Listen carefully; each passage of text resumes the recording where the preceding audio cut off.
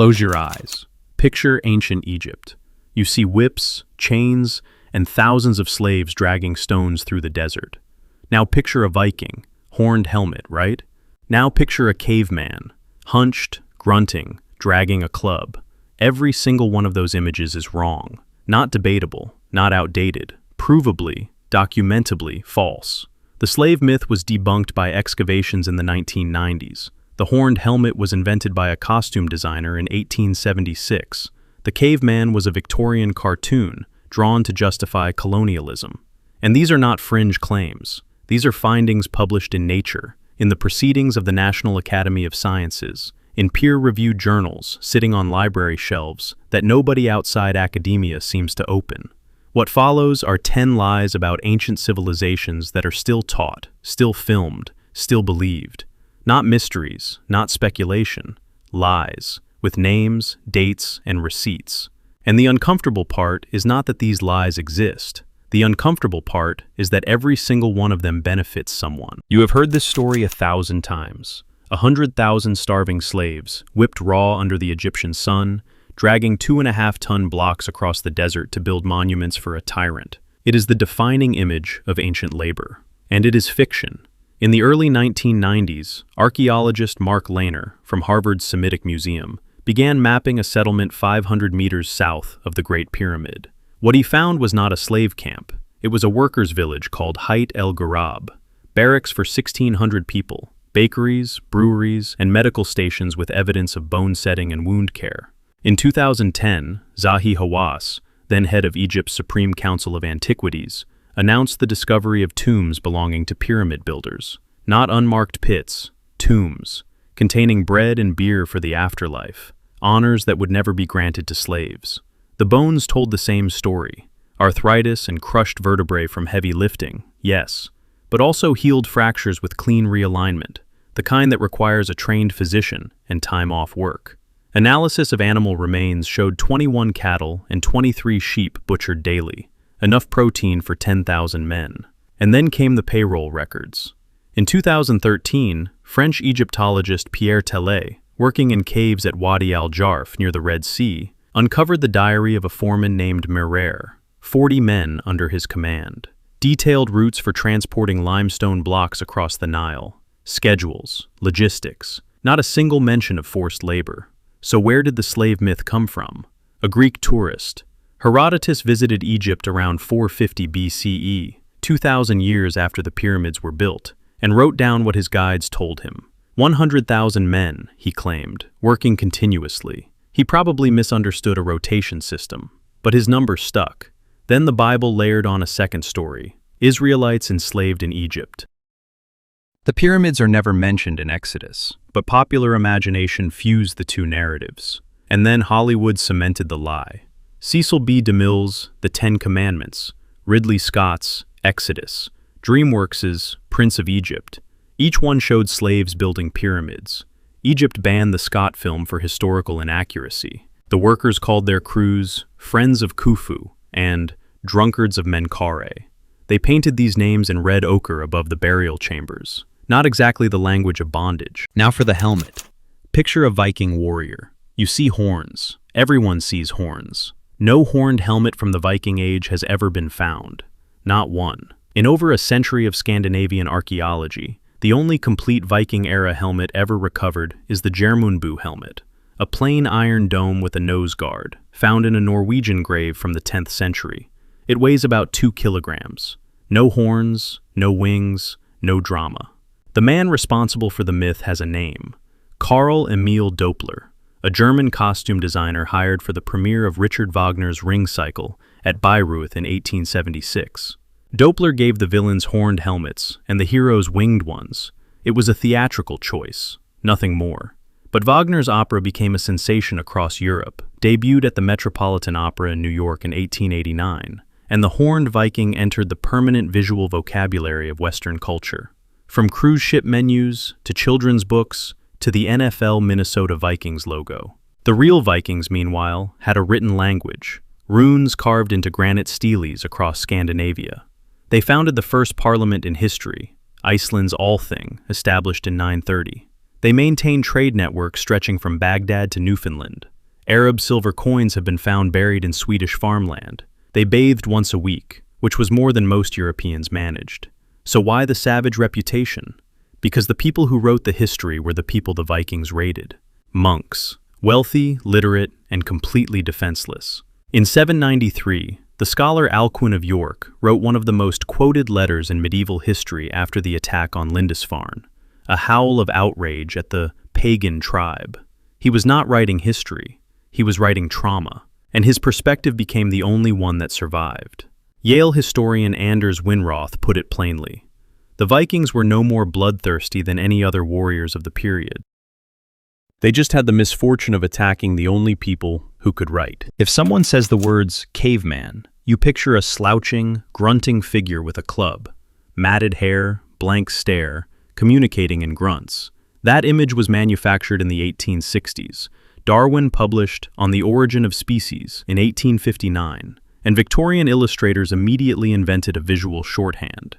Human evolution as a ladder, with a stooped ape man at the bottom and a top-hatted Englishman at the top. The caveman was born, not from evidence, but from ideology.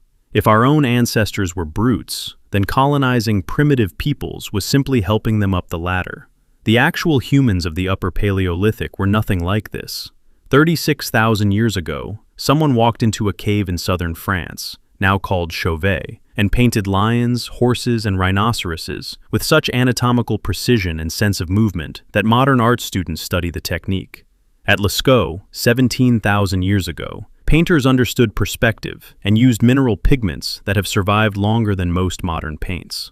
At Hohlfels in Germany, a bone flute carved from the wing of a griffin vulture, 5 finger holes, a V-shaped mouthpiece, dates to 35,000 years ago. Systematic music, before agriculture, before pottery, before cities.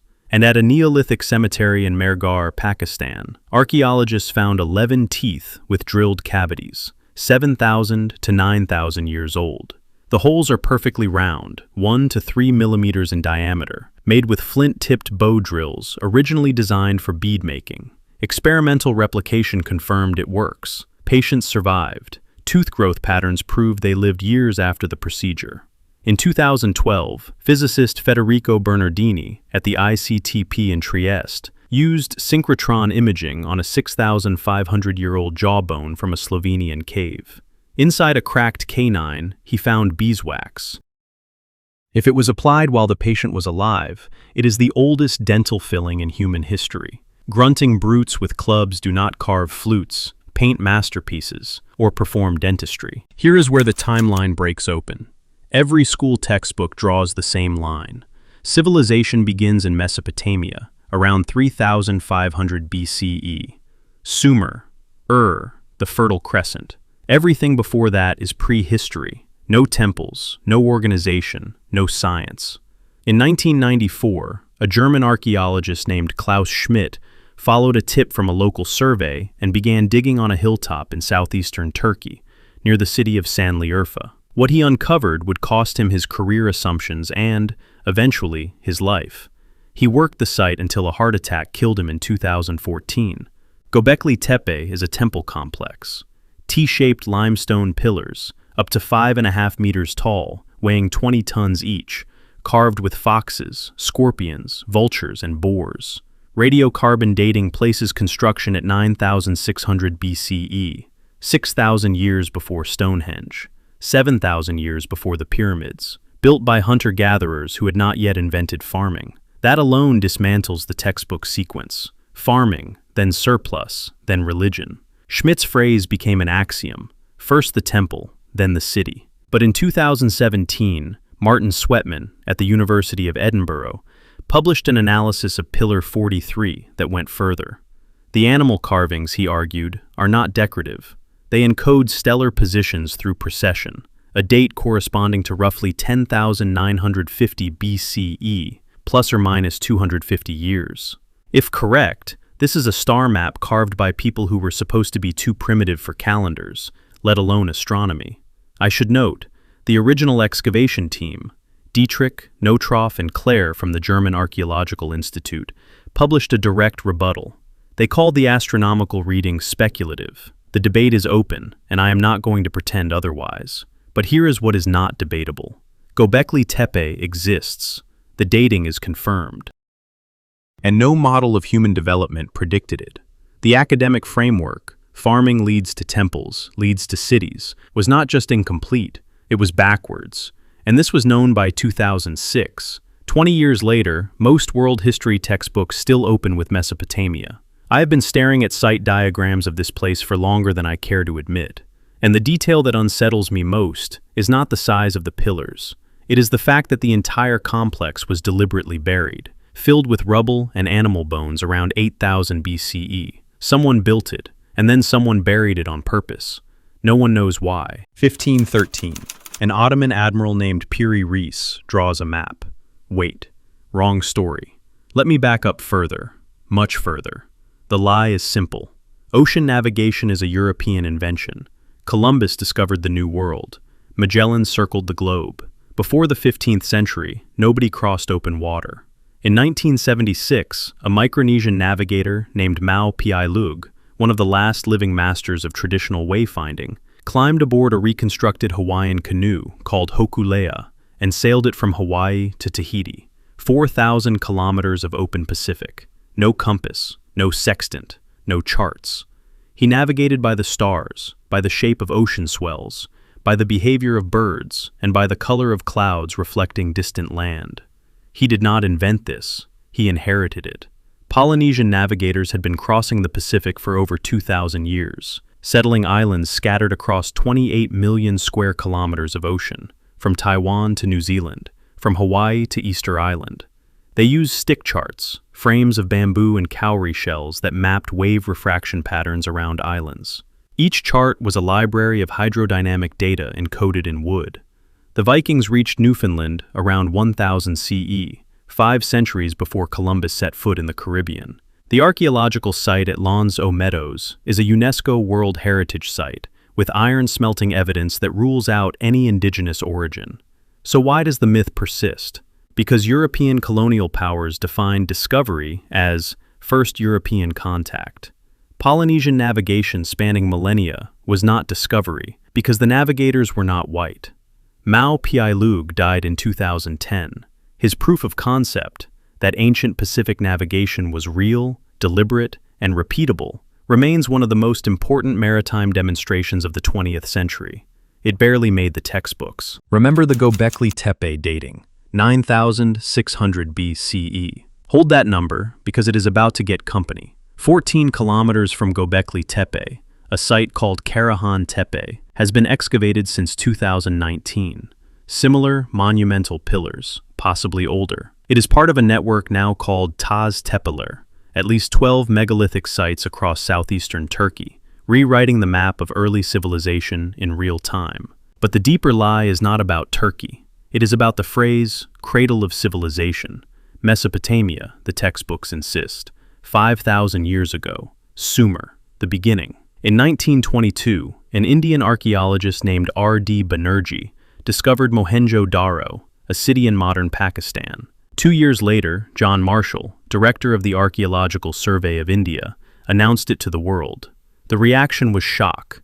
Here was a civilization contemporary with Sumer, but with urban planning Sumer could not match. Standardized fired bricks, every one measuring 28 by 14 by 7 centimeters, a 4:2:1 ratio that engineers still use today, across 800,000 square kilometers. Enclosed sewage drains with inspection hatches running beneath every street, flush toilets connected to a central system, over 700 wells, the Great Bath, 12 meters by 7, sealed with waterproof gypsum mortar, the oldest public water engineering structure ever found. This was not a village that stumbled into hygiene. This was centralized urban planning on a continental scale, and it was operating 2,000 years before Rome built its first sewer. Why was it overlooked? Timing and bias. European archaeology in the 19th century followed the Bible. Mesopotamia was the land of Abraham, so funding went to the Fertile Crescent.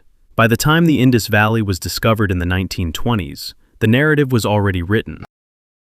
And British colonial archaeologists attributed Indus achievements to Aryan invaders, a classification that conveniently made the sophistication European in origin. In the Bay of Pozzuoli, off the coast near Naples, Roman harbor walls have stood in salt water for 2,000 years. Drill into them and pull a core sample. The concrete is stronger now than the day it was poured. Modern Portland cement begins cracking within 50 years in the same conditions. In 2017, geologist Marie Jackson at the University of Utah published the explanation. Seawater penetrating Roman concrete triggers the growth of a rare mineral called aluminum tobermorite. It fills cracks as they form. The material heals itself. 6 years later, a team at MIT, led by Admir Masick, went further. The white specks in Roman concrete, lime clasts, previously dismissed as sloppy mixing, turned out to be the delivery mechanism. When a crack reaches a lime clast, water dissolves it. The calcium recrystallizes and seals the gap.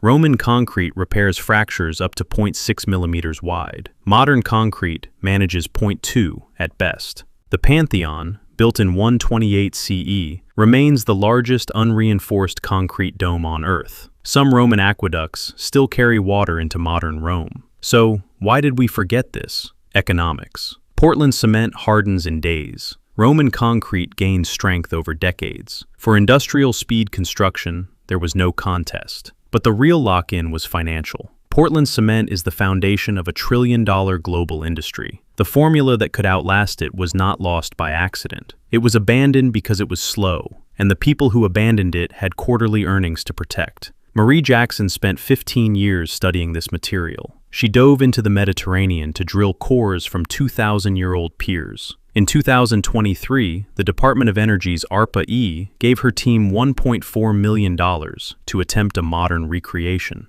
2 millennia after the Romans poured the original batch, we are still trying to catch up. In 1901, a team of Greek sponge divers working off the island of Antikythera hauled up a lump of corroded bronze from a Roman-era shipwreck. 1 diver died of the bends, 2 were left paralyzed. The lump sat in the National Archaeological Museum of Athens for decades. Nobody understood what it was. In 1959, a British physicist named Derek de Sola Price published a paper calling it an ancient Greek computer. The academic world shrugged. It took until 2006 and the development of high-resolution X-ray tomography for researchers led by Tony Freeth to see what was inside. 37 interlocking bronze gears, some with teeth barely 1 millimeter long. Epicyclic gearing, gears mounted on gears, a technology that was not supposed to exist before the Middle Ages.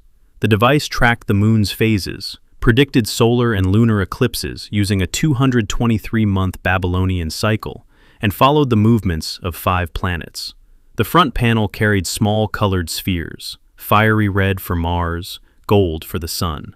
The inscriptions, too small to read with the naked eye, were deciphered only with 21st century imaging. Alexander Jones, at New York University, identified references to eclipses that occurred decades before the device was built, meaning someone had been systematically recording astronomical data. This was not a one-off novelty. It was the product of a tradition. Cicero, writing in the 1st century BCE, described a similar device built by Archimedes. If true, the lineage stretches back another century. Nothing of comparable mechanical complexity appeared in the historical record for over 1,000 years. I have read every reconstruction paper published on this mechanism, and the detail I cannot stop thinking about is not the gears. It is the consistency. Every gear ratio is calibrated to a different astronomical cycle. That is not craftsmanship, that is engineering. And it implies an institution, a school, a workshop, a guild, that left behind exactly 1 artifact and 0 documents.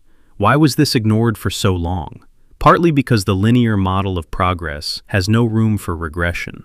Partly because Eric von Däniken, the Ancient Aliens author, made the mechanism famous in the 1970s, and serious researchers wanted nothing to do with anything he had touched. The professional taboo was simple. If the fringe claims it, the mainstream abandons it. The mechanism fell into a no-man's land between pseudoscience and respectability for 40 years. Derek de Sola Price died in 1983. He never saw the X-ray scans that proved his hypothesis right. For 24 years, the man who identified the oldest computer in history was treated as an eccentric. Your tooth is throbbing. There is no anesthetic, no clinic. A figure leans over you with an obsidian blade and begins cutting into your skull.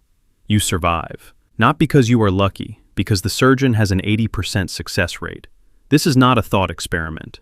In 2018, David Kushner at the University of Miami and John Verano at Tulane University published a study of 800 trepan skulls from Peru. Over the span of 1,000 years, from around 400 BCE to the height of the Inca Empire, survival rates climbed from 40% to over 80%.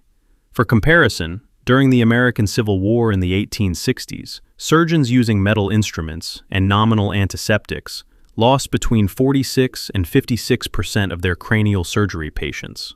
Inca surgeons, working with obsidian blades at high altitude in open air, outperformed them. One skull from the Inca period shows 5 separate, fully healed trepanation holes. The patient survived 5 brain surgeries. The techniques were refined, not random. Surgeons almost exclusively used circular grooving, cutting a neat ring that barely penetrated the dura mater. Bones show shaved areas around the incision and dark staining from herbal compresses. Some researchers believe coca leaves served as a local anesthetic. In 1865, American diplomat E. George Squier brought a trepanned Peruvian skull to Paris and showed it to Paul Broca, the French neuroanatomist, whose name graces the language center of your brain. Broca was stunned. A perfectly healed surgical opening, made with a stone tool, from a civilization Europeans had called savage. The origin of the lie is the same one we have seen all video.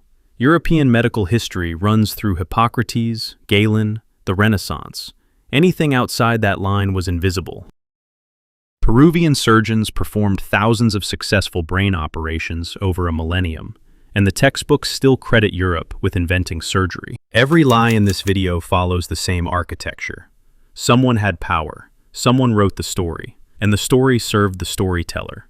The Inca Empire governed 12 million people across 40,000 kilometers of mountain roads without a single written word. Their record-keeping system, knotted strings called quipu, up to 2,000 threads per bundle, color-coded and position-dependent, may have encoded a full symbolic language. Harvard researcher Gary Urton spent decades arguing exactly that. The debate is unresolved. But what is resolved is the infrastructure. Terraced agriculture at 4,000 meters altitude. Suspension bridges woven from ichu grass, spanning 45-meter chasms. A courier relay system, chasquis, that could deliver a message across the empire in days. And surgeons who outperformed European doctors by 3 centuries. Huayna Capac, the last great Inca ruler, never met a European. He died around 1527 of smallpox, a disease that traveled faster than the men who carried it. The epidemic killed roughly half the population and shattered the succession. When Pizarro arrived with fewer than 200 soldiers, he conquered not a functioning empire, but a civilization already dying from a weapon it could not see. The conquistadors needed the Incas to be savages. Primitive peoples could be conquered with clear conscience. Sophisticated ones required justification. And so, the absence of an alphabet, by European definition, became the evidence of absence. No writing meant no civilization. The knotted strings were curiosities. The surgery was ignored. The roads were forgotten. Most people accept these stories and move on. The pyramids were built by slaves. Vikings wore horns. Cavemen grunted. Progress is a straight line pointing up and to the right. You just watch 10 cases that say otherwise, and the pattern connecting them is not complicated. Every lie was written by the people in charge at the time. Herodotus guessing, monks grieving, colonial scientists measuring skulls, Hollywood selling tickets. Each one had a reason to simplify, diminish, or erase. The question is not whether the textbooks are wrong. The evidence is already in. The question is what you do with the pattern once you see it. Pick one lie from this video, the one that surprised you most. Make your case in the comments. Strongest argument gets pinned. Subscribe if you want to keep pulling threads, because we are nowhere close to done.